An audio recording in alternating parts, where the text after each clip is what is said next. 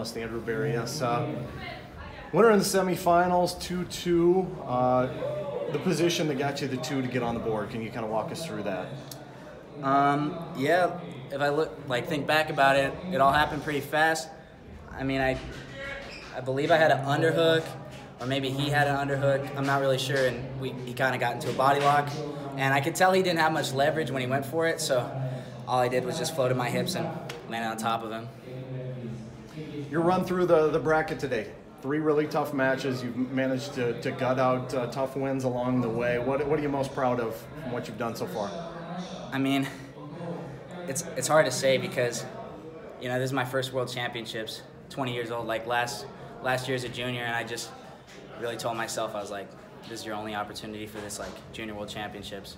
Like, you can't waste it. So the last weeks, you know, I've just been building into this moment, and it's like, I see it so many times in my head, and like when it actually, like in my head, it's all a tech fall though. So like that last one, probably the most memorable because 2-2, I honestly thought I was gonna blow it at the end.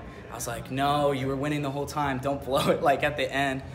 But I don't know, great coaching, I guess. I mean, get like adjustments mid-match, got us dub. What made you think you were gonna blow it at the end? He was just pushing forward. I got called for passive twice. I mean, he had an underhook pretty much the whole match on me. I'm not really used to getting out pummeled like that, but I mean, my coach Ahad, he texted Herb before this, and he said, you know, this guy's a good pummeler, which I mean, is a little different than the last 2 guys I wrestled, which I felt, I don't know, I guess their skill set was elsewhere. What's been the biggest key to getting this far? Biggest key, it's just mindset, I guess. Like I said, I told myself, like, there's no reason to limit myself in my head. Oh, you've never been here before, it doesn't matter. Oh, these guys have won whatever, such and such. As you're, you know, you train at a college that has folk style and just Greco included. Like, there's not that many people. Like, I don't know. I just told myself there's no reason I can't do it. There's no limit on it except for the ones that I create in my own mind. So with that in mind, you face a 3-time world champ tomorrow in the finals. Your thoughts moving forward in that matchup against the Russian? He's never wrestled me. I mean, it's easy to win a world championship, I guess, when I've never wrestled him. I mean, it'll be fun. I've watched film on him. I prepared for him. I'm probably going to talk with my coaches, text back to Ahad tonight. I mean, I know what he does. It's just going out there and doing it. After a close semifinals match, like you said, probably memorable for you, what are some adjustments you'll make going into tomorrow just to make sure that I'm going to have to keep my elbows tucked to my chest a lot more. Moving forward, I'm going to have probably a lower level and like move my feet more, push forwards to get that push, and hopefully this time I'll get the passivity call and I'll be able to be on top. He's talking about going into today. Yesterday, the guys got us off to a pretty good start, putting a couple guys in the bronze match.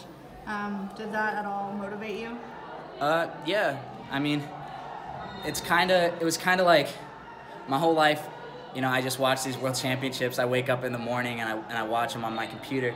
So it's kind of like I see these guys. I'm like, I want to throw my hat in the ring. You know, I want to see how I do. So watching Kamal and watching Colton, I'd say last year specifically, pushed me forward to this moment. But yeah, watching those guys yesterday, watching kind of how the refs treated Colton and Kamal's matches, it really motivated me to win this semifinal match, I'd say. When you look at the age group world championship teams in Greco, a lot of them, you know, you can find pockets across the country where Greco is really popular and guys are coming out of Illinois, Wisconsin, yeah. You know, even out in Washington. You come from Nevada. How did you find your place in Greco-Roman out there? What made you successful in getting on this path that you're on now? Just my family, my mom and dad, my brother. They've just been like pushing me. Wrestled all 3 styles my whole life. They'd push like Mark Bader, Ryan Bader's dad.